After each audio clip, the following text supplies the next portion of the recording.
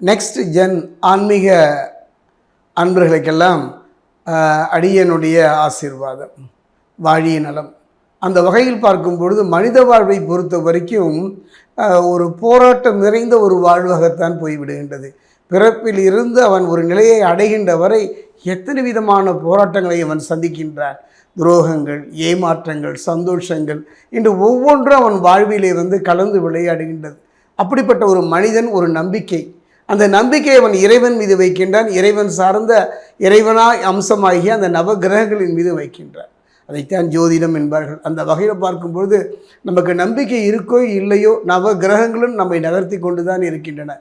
அந்த வகையில் பார்க்கும்பொழுது நவகிரகங்களை பொறுத்த வரைக்கும் பலம் வாய்ந்த கிரகம், பலம் குறைந்த கிரகம் என்றெல்லாம் இல்லை. நம்முடைய கர்மாவுக்கேற்ற பலனை அந்தந்த காலகட்டத்தில் அவை தந்து கொண்டு தான் இருக்கின்றன. அந்த வகையில் பார்க்கும் பொழுது கர்மாவினுடைய கர்த்தா என்று சொல்லக்கூடிய சனி பகவான். அதே நேரத்தில் பார்த்தீங்கன்னா குரு, ஒரு மனிதனுடைய வாழ்க்கையில் நல்ல மனைவி, நல்ல பிள்ளை, நல்ல தொழில், நல்ல வாழ்க்கை அமைய வேண்டுமானால் இவருடைய பார்வை தேவை. அந்த வகையில் பார்க்கும்பொழுது சொல்வார்கள், கிராமப்புறங்களிலே தாயோடு சுவையும், தந்தையோடு துணையும், மனைவியோடு மானமும், குருவோடு எல்லாமும் போய்விட்டது என்று சொல்வார்கள். ஆக ஒரு குரு ஒருவனே அனைத்தையும் திருப்பி தரக்கூடியவன். அந்த வகையில் பார்க்கும்போது குரு, ஜோதிட சாஸ்திரத்தில் குருவின் பார்வைக்கு அவ்வளவு சிறப்புங்க. அந்த வகையில் பார்க்கும்பொழுது சமீபத்தில் தான் நம்ம சனிப்பெயர்ச்சியை கடந்து நம்மை நோக்கி அது நகர்ந்து வந்து கொண்டே இருக்கின்றது. கர்மாவின் பலனை தந்து கொண்டிருக்கிறது. அந்த வகையில் பார்க்கும்பொழுது குரு பயிற்சி, குரு பகவானை பொறுத்த வரைக்கும் ஒரு கிரகத்திலிருந்து இன்னொரு கிரகத்துக்கு மாறுவதற்கு குறைஞ்சமான ஒரு காலம் தான். அந்த வகையில் பார்க்கும்போது திருக்கணிதம், வாக்கியம், இந்த ரெண்டும் தான் எடுத்துக்கொள்ளப்படுகின்றது.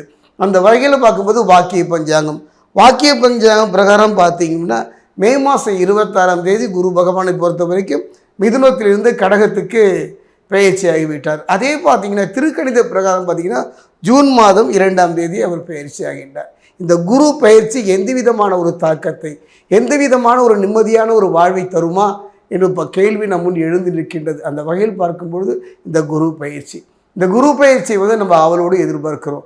அரசியல் மட்டுமல்ல, ஆன்மீகம் மட்டுமல்ல, தொழில் மட்டுமல்ல, நம்முடைய வாழ்வுக்கு இந்த குரு பயிற்சி மிகப்பெரிய ஒரு மாற்றத்தை தருமா? தரும். காரணம் என்னன்னா, மிதுனம் என்பது புதனுடைய இடம். அந்த இடத்தில் இருந்து அவர் இப்போ பார்த்தீங்கன்னா சந்திரன் மனோகாரனுடைய இடத்தை நோக்கி அவர் நகர்ந்து விட்டார். இது எவ்வாறு இருக்கும், எந்த விதமாக நம் வாழ்வை நடத்தி தரும் என்பதைத்தான் நம்ம சோடி பிரசன்னத்தில் பார்க்க போகிறோம். என்னுடைய அனுபவத்தில் பார்த்தீங்கன்னா குரு பகவானை பொறுத்த வரைக்கும் 3 கிரகங்கள் இங்கே, சூரியன், சந்திரன், அதே நேரத்தில் பார்த்தீங்கன்னா செவ்வாய், இவர்களாம் நண்பர்களாக இருக்கின்றார்கள். நண்பர்களாக இருந்தாலும் கூட இந்த சோடி பிரசன்னம் என்பது ஒரு அற்புதமான ஒரு கலை. அதாவது இந்த சோடி பிரசன்னம் என்பது ஆழ் மனத ரகசியங்களையும் எப்பொழுதோ செய்த கர்மாவின் பலனையும் கணித்து சொல்லக்கூடியது தான். அந்த வகையில் சனி பகவானுடைய நிலையையும் குரு பகவானுடைய நிலையையும் வைத்து இப்போ நான் சோழி பிரசனம் பார்க்க போகிறேன். 12 ராசி 27 நட்சத்திரத்துக்கு. அதே நேரம் ஜனன காலத்தில் குருவினுடைய அமைப்பு சரியாக அமர்ந்து விட்டால் அற்புதம். அவ்வாறு அமையவில்லை என்றால் சில மேடு பள்ளங்களை நாம் கடந்துதான் வர வேண்டும். அந்த வகையில் பார்க்கும் பொழுது இந்த குரு பகவானுடைய பார்வை அப்படின்னு எடுத்துக்கிட்டிங்கன்னா, குருவினுடைய பார்வை எடுத்துக்கிட்டா 5, 7, 9, இந்த 5, 7, 9 குருவின் பார்வை படுகின்ற இடம் அற்புதம். அந்த அற்புதமான இந்த குருவினுடைய பார்வை, இந்த குரு பயிற்சி 2026 எவ்வாறு இருக்கும் என்பதை இப்போ நம்ம சோழி பிரசனத்தில் பார்க்க போகிறோம். கும்பராசி ஆன்மீக சகோதர சகோதரிகள், 2026ஆம் ஆண்டு 2026ஆம் ஆண்டில் குரு பயிற்சி, அதாவது 3 பயிற்சிகளை நாம் முக்கியமாக கவனிக்க வேண்டும். சனி பயிற்சியை பொறுத்த வரைக்கும் நம்மை கடந்து நகர்ந்து கொண்டிருக்கின்றது, கர்மாவினுடைய கர்த்தா. அதே நேரம் குரு பயிற்சியை பொறுத்த வரைக்கும் அதை நாம் சந்திக்க போகின்றோம். திருக்கணிதம், வாக்கியம் 2 பஞ்சாங்கத்தை பொறுத்தவரை முன்பின் இருந்தாலும் கூட ஜூன் மாதம் 2ஆம் தேதி, அதாவது பார்த்தீங்கன்னா மிதுனத்திலிருந்து அவர் கடகம் நோக்கி வருகின்றார். அவர் வரும்பொழுதே கடகத்தில் அவர் பலம் பெறுகின்றார், உச்சம் பெறுகின்றார். கடகம் யாருடைய இடம்? மனோகாரகன் என்று சொல்லக்கூடிய சந்திரன். அங்கிருந்து அவருடைய பார்வை பார்த்தீங்கன்னா குரு பகவானை பொறுத்த வரைக்கும் இருக்கும் இடத்தை விட பார்க்கின்ற பார்வைக்கு வல்லமை தானே. அந்த வகையில் பார்க்கும் பொழுது இந்த குருவினுடைய பார்வை பாருங்களேன், ஒரு விசித்திரம் நிறைந்ததாகத்தான் இருக்கின்றது. காரணம், குருவினுடைய பார்வையை பொறுத்த வரைக்கும் 5, 7, 9, அதாவது 7ஆம் இடம் என்று சொல்லக்கூடிய மகரம், 9ஆம் இடம் என்று சொல்லக்கூடிய மீனம், இந்த இடைப்பட்ட இடம் தானே கும்பம். அந்த 2க்கு இடையிலும் அவர் பார்வையை தவிர்த்து விடுகின்றார். ஆனாலும் கூட ஒரு பெரிய ஒரு விசித்திரமான ஒரு அற்புதமான ஒரு மாற்றம் இந்த குரு பயிற்சியிலே கும்பராசிக்காரர்கள் சந்திக்க போகின்றார்கள். அது என்ன என்பதை இப்போ நம்ம சோழி பிரசனத்தில் பார்க்கலாம்.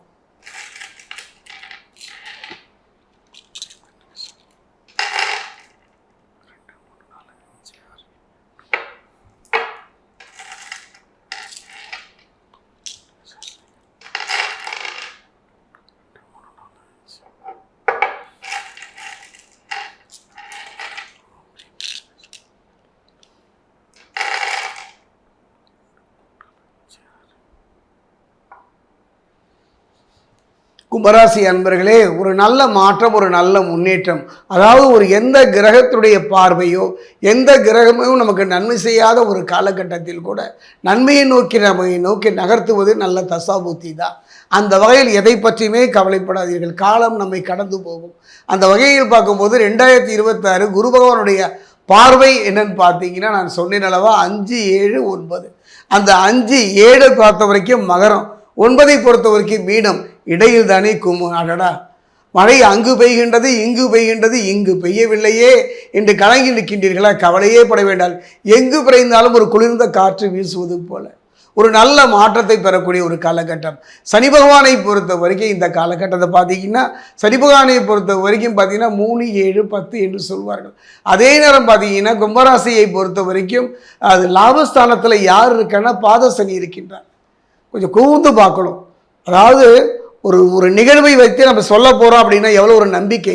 அந்த வகையை பார்க்கும்போது கும்பராசியை பொறுத்த வரைக்கும் பாதசனியாக இருந்தாலும் கூட எது லாபஸ்தானத்தில், அந்த லாபஸ்தானத்தில் குருவை தேவகுரு கைவிட்டாலும் அசுரகுரு அற்புதமான யோக பலனை தரப்போகின்றார். தவித்த வாய்க்கு தண்ணி தரப்போகின்றார். பசித்த வயிற்றுக்கு உணவு தரப்போகின்றார்.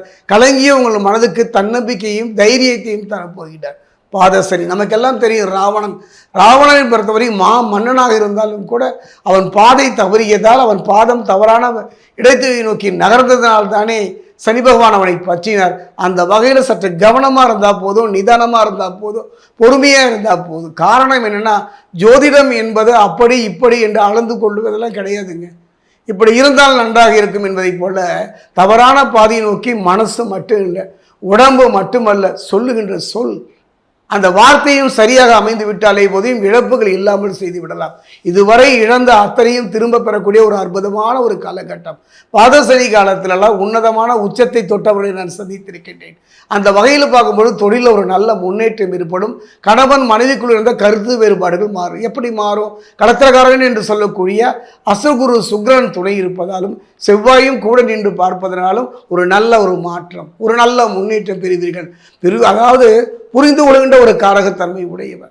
அதாவது மனைக்கு சொந்தக்காரன், பூமிகாரகன் என்று சொல்லக்கூடிய இதுவரை சகோதரிகள் மத்தியில் இருந்த கருத்து வேறுபாடுகள் நீங்கும். நீண்ட நாள் இழுத்தடித்த வம்பு வழக்குகளுக்கெல்லாம் ஒரு தீர்வு கிடைக்கின்ற ஒரு காலகட்டமாக அமையும். அதே நேரம் பார்த்தீங்கன்னா கொஞ்சம் கவனமாக இருங்க, நிதானமாக இருங்க. குறிப்பாக சொல்லப்போனால் அரசு துறையில் வேலை பார்க்கின்ற கும்பராசி இருக்கக்கூடிய ஆண் பெண் இருபாலருமே மிக மிக கவனமாக இருங்கள். பேசுகின்ற பேச்சாகட்டும் செயலாகட்டும் நிதானமாக இருந்தீர்கள். எந்த நிலையிலும் எந்த காரணத்திலும் நிலை தடுமாறி விடாதீர்கள். எத்தனையோ வார்த்தைகளும் எத்தனையோ நிகழ்வுகளும் உங்களை அவமானப்படுத்தலாம், வேதனைப்படுத்தலாம், துன்பப்படுத்தலாம். அதையெல்லாம் அலட்சியப்படுத்தி விடுங்கள். காரணம் என்னவென்றால் ஒரு அருமையான சந்தர்ப்பம், ஒரு அற்புதம். காரணம் என்னென்னா, இந்த குரு பயிற்சியில் நற்பலனை பெறக்கூடிய ஒரு நல்ல சந்தர்ப்பமும் இருக்குது. அதே நேரத்தில் கும்பத்தை பொறுத்த வரைக்கும் 6ல் ரோக குருவாக தானே இருக்கின்றார். உடல்நிலையில் மட்டும் கொஞ்சம் கவனமாக இருந்து விட்டாலே போதுமே. அந்த வகையில் அதாவது சுவர் இருந்தால் தானே சித்திரம் வரைய முடியும், சுவர் இருந்தால் தானே சித்திரம் வரைய முடிய வேண்டும். அந்த வகையிலும் போது உடல்நலம் மட்டும் நீங்கள் கொஞ்சம் கவனமாக இருங்க. உங்கள் உடல்நலம் மட்டும் இல்லைங்க, உங்களுடைய பெற்றோர் உடல்நிலை, பிள்ளைகளுடைய உடல்நிலையில் கவனமாக இருந்து விட்டாலே போதும். நல்ல யோக பலம், நல்ல தசாபுக்தி, நல்ல இறையர்களும் குருவர்களும் இருக்குமானால் அருமையான ஒரு சந்தர்ப்பம். திரும்பவும் சொல்கின்றேன், தன்னம்பிக்கையை எந்த நிலையும் இழந்து விடாதீர்கள். காரணம் நல்ல தசாபுக்தி, இறையர்களும் குருவர்களும் தொடர்ந்து இருப்பதனால சோழி பிரசனத்தில் 2026 குருவின் பார்வையோ நமக்கு கிடைக்கவில்லையே. அதே நேரம் பார்த்தீங்கன்னா கும்பத்தை பொறுத்த வரைக்கும் 6ல் ரோக குருவாக இருந்து விட்டாரே எல்லாம் என்று கவலைப்பட வேண்டாம். காரணம் சாட்சிக்காரனை விட சண்டைக்காரன் சிறப்பு என்பதை போல தெய்வ பலம் துணை இருப்பதனால நல்ல முன்னேற்றம் பெறக்கூடிய, இழந்ததை திரும்ப பெறக்கூடிய ஒரு நல்ல மாற்றத்தை தரக்கூடிய ஒரு ஆண்டு இந்த குரு பயிற்சி கும்பராசிக்கு.